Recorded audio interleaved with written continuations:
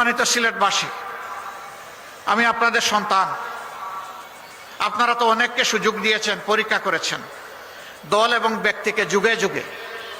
একবার আপনারা আমাদেরকে একটু সুযোগ দেন, আপনাদের মূল্যবান ভোটের আমানত একটু আমাদেরকে আপনাদের দিয়ে সাহায্য করেন।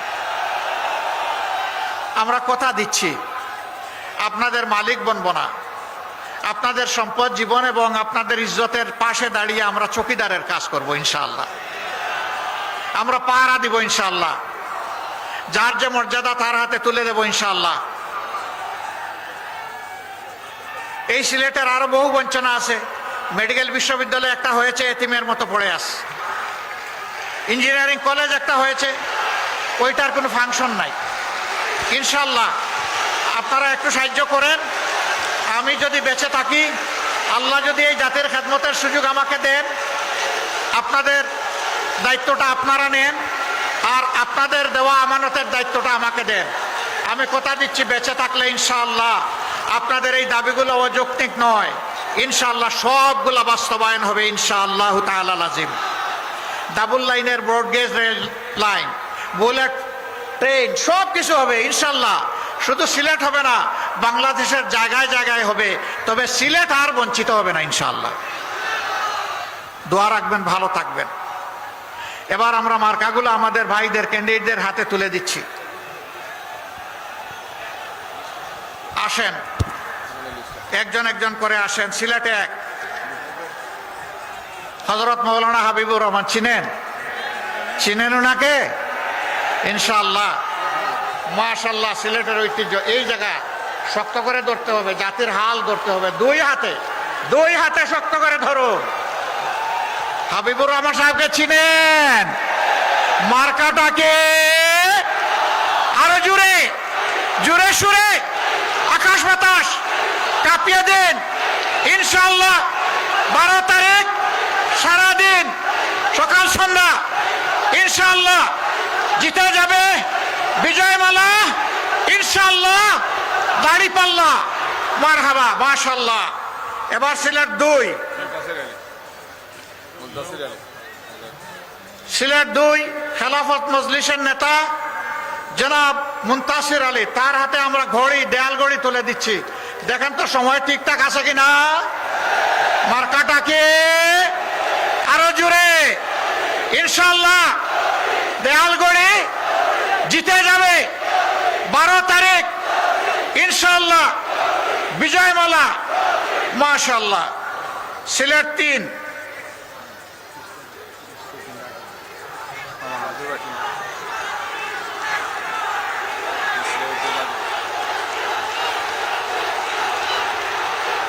এই মার্কা, এটা চিনেন?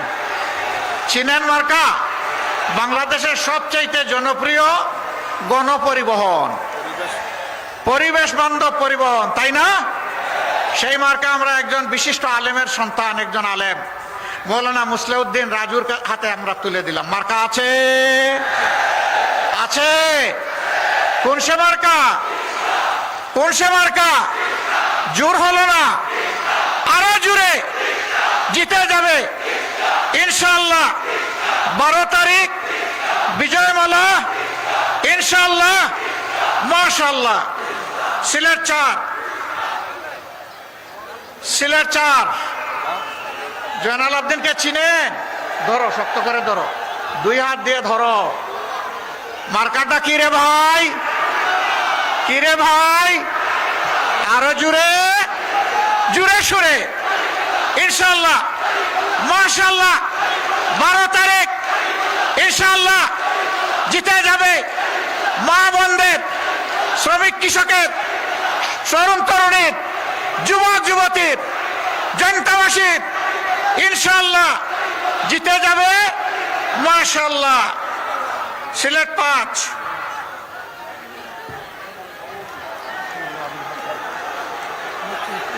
মাশাআল্লাহ।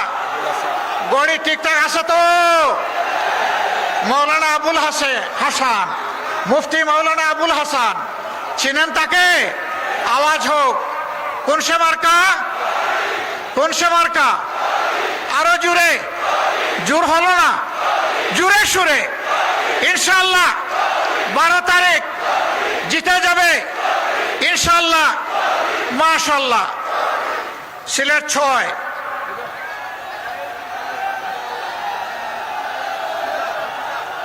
জোরে সোরে 2 হাতে উপরে, ওই ডান্ডাতে ধরতে হবে। মার্কা আছে? মানুষটাকে আরো জোরে।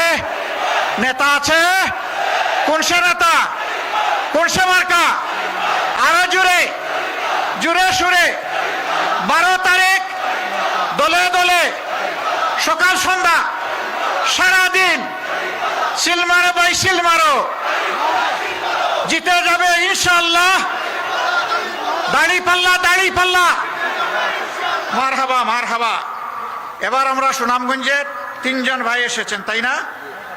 সুনামগঞ্জে 1 মৌলানা তুফাইল আহমদ। আমি প্রথমেই কৃতজ্ঞতা জানাই। মূলত এই সিটটা আমরা প্রাথমিকভাবে নিজামে ইসলাম পার্টিকে দিয়েছিলাম। সার্বিক অবস্থা বিবেচনায় তাদের সাথে আলাপ আলোচনা করে তারা আমাদেরকে এই আসনটা উপহার দিয়েছেন। আল্লাহ তাআলা তাদের মর্যাদা বাড়িয়ে দিন। আমরা তাদের কাছে খুবই কৃতজ্ঞ। দরমপাশা, তায়েরপুর, জামালগঞ্জ এবং মধ্যনগর নিয়ে আমাদের এই আসন 4টা থানা নিয়ে। মার্কা আছে? কোন সে মার্কা? জোরে সুরে, আরো জোরে। ইনশাআল্লাহ 12 তারিখ জিতে যাবে সকাল সন্ধ্যা দলে দলে সারাদিন ইনশাআল্লাহ। সিলমারো ভাই, সিলমারো। মাশাআল্লাহ। এরপরে সুনামগঞ্জ 4, সুনামগঞ্জ সদর, তাই না? আসেন। মাশাআল্লাহ। সুনামগঞ্জ সদর এবং বিশ্বম্বরপুর। সুনামগঞ্জ 12-এর সিনিয়র আইনজীবী জনাব অ্যাডভোকেট শামসুদ্দিন, তার হাতে কিসের প্রতীক? আরো জোরে সুরে।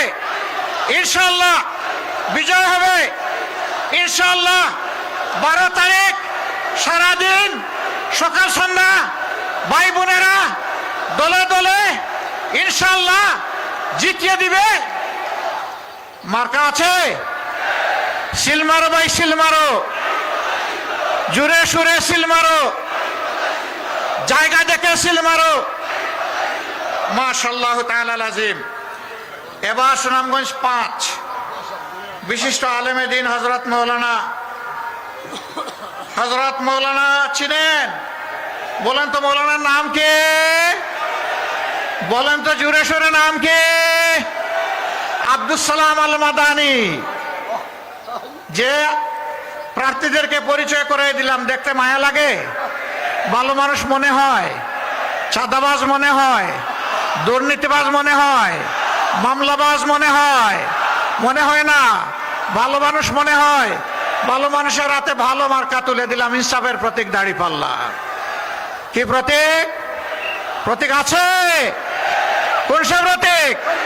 জোরে সুরে ইনশাআল্লাহ। মাশাআল্লাহ। 12 তারিখ সারাদিন সকাল সন্ধ্যা। মাশাআল্লাহ। গেল দাঁড়িপাল্লা। এখন বাংলাদেশ জায়গায় আসতে হবে না? বাংলাদেশ নতুন হতে হবে না? সংস্কার আমাদের লাগবে না? তাহলে গণভোটে কি বলবো? ইনশাআল্লাহ হা ভোট দিয়ে 12 তারিখের সূচনা হবে ইনশাআল্লাহ। এরপরে আমরা প্রার্থীদের, পছন্দের প্রার্থী, ইনসাফের প্রার্থীদেরকে ইনশাআল্লাহ ভোট দেব। আরেকজন প্রার্থী আমাদের আসেন নাই, সুনামগঞ্জ 2 নাকি এটা? সুনামগঞ্জ 2, দিরাই সাল্লা, একেবারে দুর্গম এলাকা। আরে ওখানে গেলে কি যে আদর করে, বিলের মাছ, মহিষের গরুর দুধ আর কত জাতের পিঠা।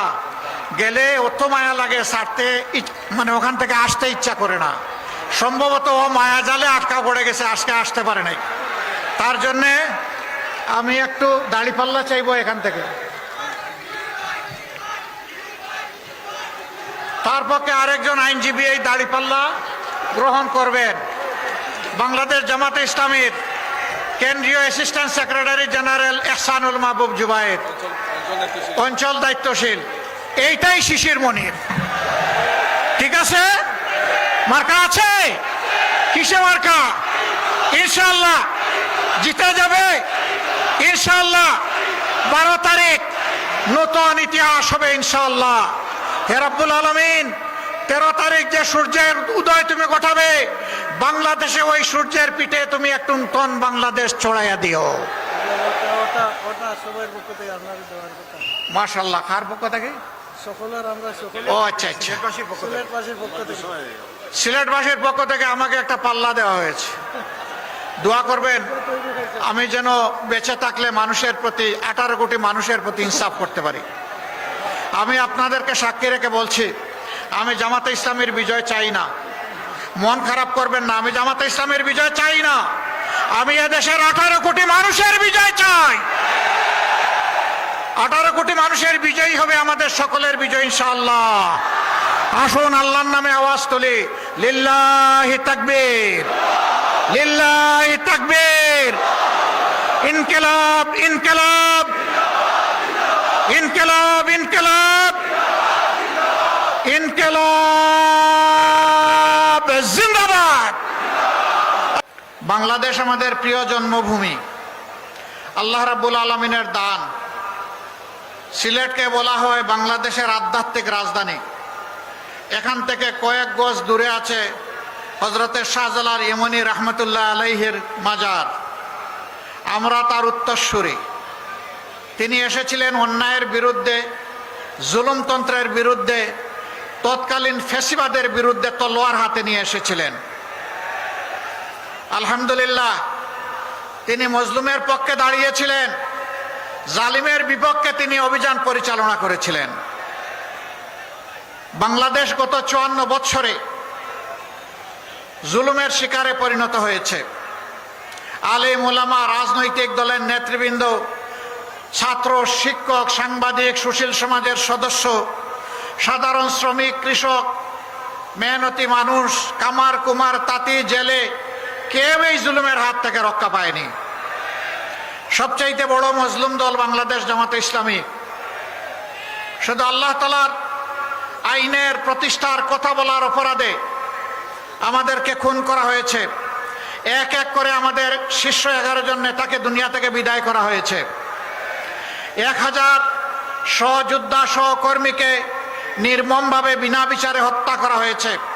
5000 সহকর্মীকে জীবনের তরে পঙ্গু করা হয়েছে। 50 লক্ষ ভাই বোনদের বিরুদ্ধে মামলা দিয়ে শিশু থেকে বৃদ্ধ তাদেরকে বারবার জেলে পুরা হয়েছে। সবগুলা অফিস 13.5 বছর একটানা তালাবদ্ধ করে রাখা হয়েছে। আমাদের নেতৃবৃন্দের ঘর বাড়ি বুলডোজার দিয়ে ভাঙ্গে গুড়িয়ে দেওয়া হয়েছে। শেষ পর্যন্ত দিশাহারা সরকার আরো 2টি জঘন্য কাজ করেছিল। একটা আমাদের নিবন্ধন বাতিল করেছিল, আর শেষ পর্যন্ত আমাদেরকে নিষিদ্ধ ঘোষণা করেছিল।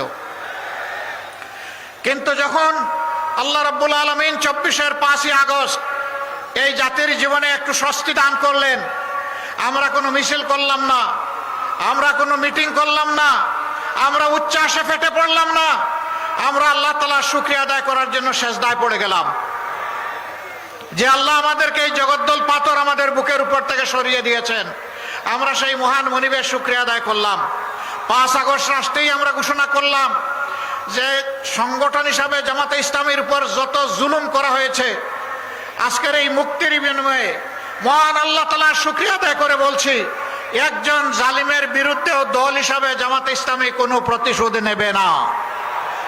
আমরা কথা রেখেছি, দল হিসাবে কারো উপর থেকে আমরা কোনো প্রতিশোধ নেইনি। তবে এও আমরা বলেছিলাম, যারা খুন হয়েছেন, আহত হয়েছেন, পঙ্গু হয়েছেন, গুম হয়েছেন, যাদেরকে ব্যক্তিগতভাবে ক্ষতিগ্রস্ত করা হয়েছে, অবশ্যই আদালতে গিয়ে ন্যায় বিচার চাওয়ার এবং পাওয়ার অধিকার তাদের আছে।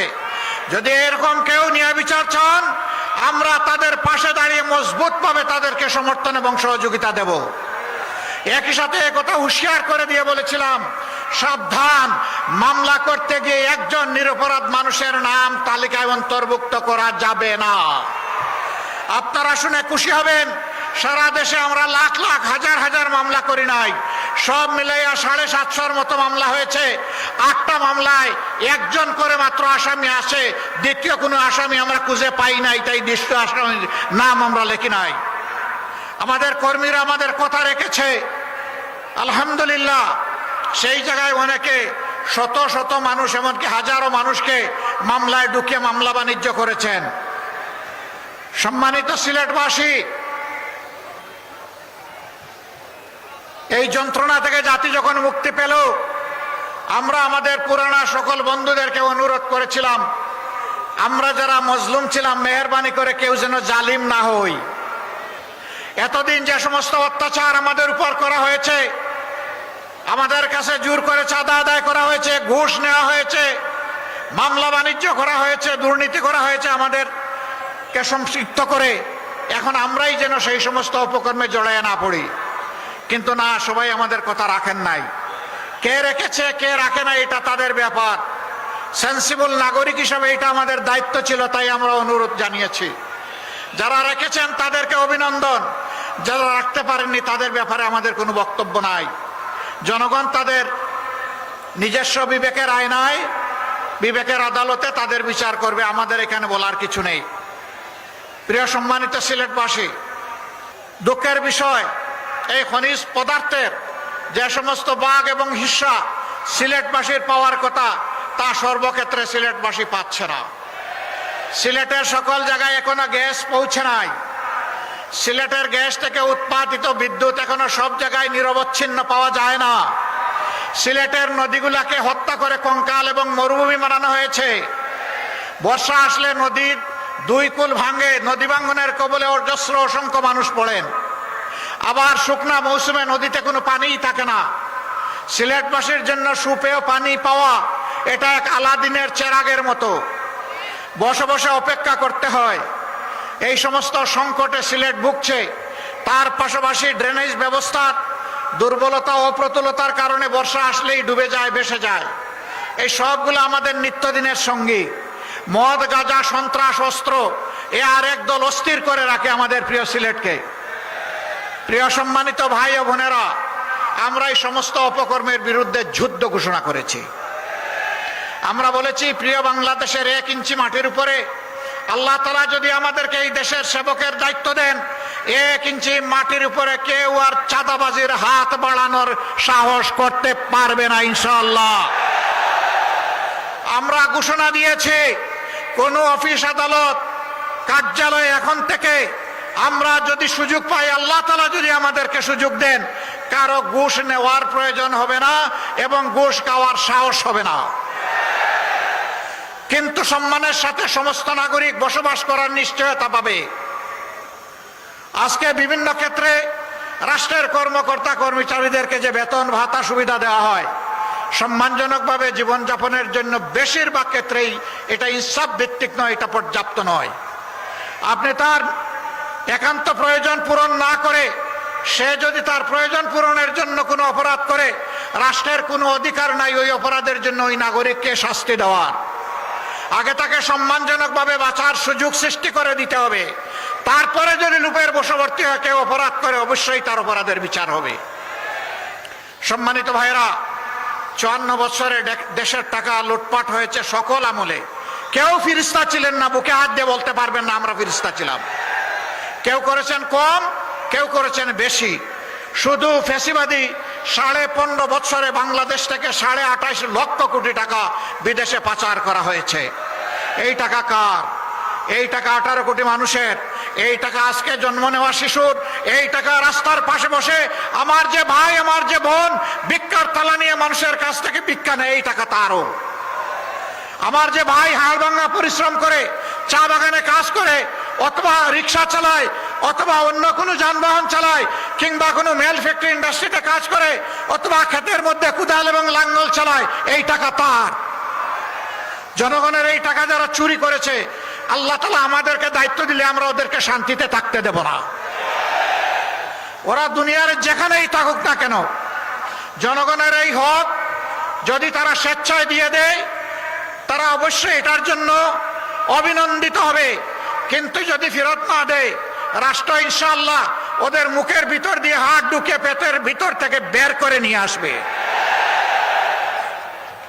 কাউকে ছাড় দেওয়া হবে না ইনশাআল্লাহ। সেই টাকা রাষ্ট্রীয় কোষাগারে যোগ হবে। যে এলাকা যত বেশি বঞ্চিত সেই এলাকায় সর্বপ্রথম উন্নয়নের কাজ শুরু হবে। এখানে বলা হয়েছে আগামীর বাংলাদেশে শফিকুর রহমান প্রধানমন্ত্রী হতে পারেন। এটা আল্লাহ ভালো জানেন কে হবেন না হবেন। যদি এমন কিছু আমার দায়িত্বে এসে যায়, আমি পরিষ্কারভাবে বলতে চাই, আমি 54,000 বর্গমাইলের 1 ইঞ্চির পর বেইনসাফি করতে পারবো না। প্রতি ইঞ্চি মাটি তখন আমার কাছে তার পাওনা বুঝে নেবে আমার কাছ থেকে। হ্যাঁ, সিলেটবাসীর সঙ্গত যে সমস্ত পাওনা বঞ্চনা সেগুলা সিলেটবাসীকে সসম্মানে তুলে দেওয়া হবে। প্রবাসী নির্ভর এই সিলেট একটি আন্তর্জাতিক বিমানবন্দর আছে। কানাসেলের নাম পদ্মলোচন। এক চোখে দেখে না, এটার নাম রাখা হয়েছে পদ্মলোচন। যদি এটা আন্তর্জাতিক বিমানবন্দর হবে তাহলে সকল এয়ারলাইন্সের ক্রাফট এখানে নামবে না কেন? এতদিন ধরে এটা পূর্ণাঙ্গ আন্তর্জাতিক বিমানবন্দর হয় না কেন? সিলেটি প্রবাসীরা তো বাংলাদেশের রিমিটেন্সে বিশাল অবদান রেখে চলছেন। আমরা আপনাদেরকে কথা দিচ্ছি ইনশাআল্লাহ এই উসমানী আন্তর্জাতিক বিমানবন্দর নামে নয়, কামে পূর্ণাঙ্গ হবে ইনশাআল্লাহ। প্রবাসীরা বিদেশে থাকেন, বিশেষ করে ইউকেতে যে সমস্ত বাংলাদেশি প্রবাসী আছেন তাদের প্রায় 90% সিলেটের বংশোদ্ভূত। ম্যানচেস্টার একটা গুরুত্বপূর্ণ হাব, সেখানে বিমানের নিয়মিত ফ্লাইট আগে যেত আসতো, এখন বন্ধ করে রাখা হয়েছে। কেন? আমরা তো আগাবো, পিছাচ্ছি কেন? আমরা কি চিংড়ি মাছের দৌড় শুরু করেছি? চিংড়ি মাছ দৌড়াইতে শুরু করলে শুধু পিছনের দিকে যায়। আমরা তো সিংহের থাবা মেলে সামনে আগাতে চাই। রোড বন্ধ নয়, ওই রোডও চালু করা হবে, আবার নতুন নতুন লোড করা হবে ইনশাআল্লাহ। আমেরিকার মতো দেশ, সেখানে বিপুল সংখ্যক বাংলাদেশে থাকেন। বাংলাদেশ বিমানের যাওয়ার মুহূর্ত হয় না নিউ ইয়র্ক এয়ারপোর্টে। আমরা ইনশাআল্লাহ এগুলা খুলবো, চালু করব। রাষ্ট্র বিমান সংস্থার একই কথা, আমাদের লাভ হয় না। লাভ হবে কেমনে? জুড়ির তলা যদি ভাঙ্গা থাকে সব তো সাগরে চলে যায়। মহান আল্লাহর উপর ভরসা করে দুর্নীতির রোড যখন বন্ধ হবে, চাঁদাবাজি যখন বন্ধ হবে, তখন সকল উন্নয়ন হবে ইনশাআল্লাহ। 5 বছর এই দেশের চেহারা ইনশাআল্লাহ পাল্টে যাবে। নতুন যে বাংলাদেশের স্বপ্ন আমাদের যুব সমাজ, আমাদের মা বোনেরা দেখেন, সেই বাংলাদেশ সেদিন হাতে ধরা দিবে ইনশাআল্লাহ। সম্মানিত ভাইরা, প্রবাসীদের আরো দুঃখ আছে। মিডল ইস্টে যারা কাজকর্ম করতে যান তারা অত বেশি বেতন এবং আয় রোজগার করতে পারেন না। কারো কারো ভাগ্যে অনেক সময় ওই দেশে ইন্তেকাল জুটে যায়। এই লোকটি যখন ইন্তেকাল করে তখন তার লাশ নিয়ে ঠেলা ধাক্কা শুরু হয়ে যায়। কেন? তাকে বলবেন রিমিটেন্স যোদ্ধা, আবার সে ইন্তেকাল করলে তার কোনো অভিভাবক থাকবে না, তা আমরা মানতে রাজি নই। ইনশাআল্লাহ রাষ্ট্রীয় খরচে বিদেশে যারা ইন্তেকাল করবেন, যাদের সেই সামর্থ্য নাই, অতি সম্মানের সাথে তাদের লাশ আমরা কাঁধে করে দেশে বহন করে নিয়ে আসবো ইনশাআল্লাহ। শুধু তাই না, বিদেশে প্রবাসে গিয়ে যারা আয় রোজগার করার আগেই দুনিয়া থেকে বিদায় নেন, তাদের বিষয়টাকে মানবিক দৃষ্টি থেকে গ্রহণ করা হবে এবং তাদেরও পরিবারের দায়িত্ব নেবে সরকার এবং রাষ্ট্র ইনশাআল্লাহ। প্রিয় ভাইয়েরা, আমাদের ভাইয়েরা প্রণোদনার চাইতে ওই জায়গাগুলো আগে চায়, জানতে চায়। এবার আপনারা জানেন এই জীবনের প্রথমবারের মতো প্রবাসী ভাই বোনেরা ভোট দেওয়ার সুযোগ পেয়েছেন। আপনাদের দোয়ায় আল্লাহর মেহেরবানিতে এই আওয়াজ আমরাই দিয়েছিলাম। অনেকে তার বিরোধিতা করেছিলেন, অনেকে বলেছেন প্রবাসীদের আবার ভোটের দরকার কি? ওরা বিদেশে যাবে, রুজি করবে, পরিবারকে টাকা পাঠাবে, দেশকে রিমিটেন্স দিবে, এর বাইরে তাদের আর কি আছে? লজ্জা! আমাদের ভাই বোনদেরকে অপমান করা হয়েছে। আমরা বলেছিলাম ভোট যার যার পছন্দ মতো দেবে, কিন্তু আমরা প্রতিটি প্রবাসীর ভোটের নিশ্চয়তা চাই। সরকার শেষ পর্যন্ত আমাদের দাবি মেনে নিয়ে আলহামদুলিল্লাহ বাস্তবায়ন করেছে। এবার যদি সবার ভোটার নাও হতে পারে, ভোট নাও দিতে পারে, দরজা খুলেছে, আগামীতে নিশ্চিত হবে ইনশাআল্লাহ। ভাই ও বন্ধুগণ, সিলেটের নদীগুলো মরে আছে, বাংলাদেশের নদীগুলো মরে আছে। আমাদের উন্নয়ন অগ্রাধিকারের ভিত্তিতে আমরা বলেছি নদী শাসন নয়, নদী আমাদের দুঃখ নয়, নদী ভাঙ্গন নয়, নদী বান্ধব হবে বাংলাদেশ ইনশাআল্লাহ। নদীর হক নদীকে দেওয়া হবে। নদী রাগ করে কেন? তার হক দেওয়া হয় না এই জন্য রাগ করে। তার পেট ভরিয়ে তোলা হয়েছে, দখল করা হয়েছে, গার্বেজ দিয়ে শেষ করে দেওয়া হয়েছে, পানিগুলা নষ্ট করে ফেলা হয়েছে। আমরা ইনশাল্লাহ নদীগুলাতে যেভাবে বন্ধু দেশগুলাতে নদীগুলা জীবন পেয়েছে, সেই বাংলাদেশের নদীগুলাকে সেইভাবে জীবন দেওয়া হবে ইনশাআল্লাহ। সুরমা কুশিয়ারা বইয়ের পাতায় যেন না থাকে, বাস্তবে যেন পাওয়া যায়, সেই সুরমা কুশিয়ারা বানানো হবে ইনশাআল্লাহ। সুনামগঞ্জের হাওড় বাওড় এলাকা খাদ্যশস্যের 5 ভাগের 1 ভাগ এখান থেকে সারা দেশের জন্য সরবরাহ হয়। সেই এলাকা অবহেলিত, বাঁধ ভেঙে যায়, ইঁদুরে নাকি বাঁধ কেটে দেয়। ইঁদুরে বাঁধ কাটে কি জন্য? ওই যে ইঁদুরগুলো বাঁধের টাকা পেটের ভিতরে ঢুকিয়ে ফেলেছে, ওদের জন্য বাঁধ কাটে। ওই ইঁদুর আর ওখানে আর বাঁধ কাটার সুযোগ পাবে না, পেটের ভিতরে আর টাকা ঢুকাইতে পারবে না। এই সমস্ত জিনিসের দিকে ইনশাল্লাহ অবশ্যই অ্যাটেনশন দেব। বাংলাদেশের যে জায়গা কৃষি প্রধান, যেখানে জলজ সম্পদ, কৃষি সম্পদ বেশি, সেই এলাকায় ইনশাআল্লাহ আমরা একটা কৃষি শিল্পের রাজধানী হিসেবে গড়ে তুলব। কৃষকদের হাতে আমরা অর্থবহ সরঞ্জাম তুলে দেব, কম পরিশ্রমে তারা যাতে বেশি আয় করতে পারেন। আবার কৃষি পণ্যের সংরক্ষণ এবং বাজারজাত নিশ্চিতকরণে সরকার তার গুরুদায়িত্ব ইনশাআল্লাহ পালন করবে। মাঝিদের হাতে জাল দেয়া হবে, নামে মাঝি কিন্তু কাজে পাজি। মাঝিদের জেলেদের নামে বিলগুলা কারা নেয় আমরা সব জানি। আগামীতে এই সমস্ত দুর্নীতির রুট এবং মূল আমরা কেটে দেব ইনশাআল্লাহ। জাল যার জলা তার, সেই পাবে ইনশাআল্লাহ। এই সমস্ত জিনিসগুলা নিশ্চিত করা হবে। চা বাগানে যারা আছেন, সিলেট যেহেতু চা বাগান সমৃদ্ধ এলাকা, আহারে তাদের চেহারার দিকে তাকানো যায় না, না নারী না পুরুষ। হাড় ভাঙ্গা পরিশ্রম, বোন স্কিন অ্যাপিয়ারেন্স, হাড্ডি চামড়া। এ মানুষগুলা দিন আনে দিন খায়, আগামী দিন কি হবে জানে না। সন্তানগুলা ভূমিষ্ঠ হয়, একটু স্বাস্থ্য সেবা পায় না, আর একটু বড় হয়, একটু শিক্ষা পায় না, অনাদরে অবহেলায় বড় হয়, তারপরে চা বাগানের কাজে লেগে যায়। না, সে দেশের নাগরিক, সে মানবের সন্তান, তার দায়িত্ব আমরা নেব, সরকার নেবে ইনশাআল্লাহ তাআলা আজিম। আগামীতে শুধুই কেবল রাজার ছেলে রাজা হবে, রানীর ছেলে রানী হবে, রানীর ছেলে রাজা হবে, সেই দ্বারা রাজনীতি আমরা পাল্টে দিতে চাই।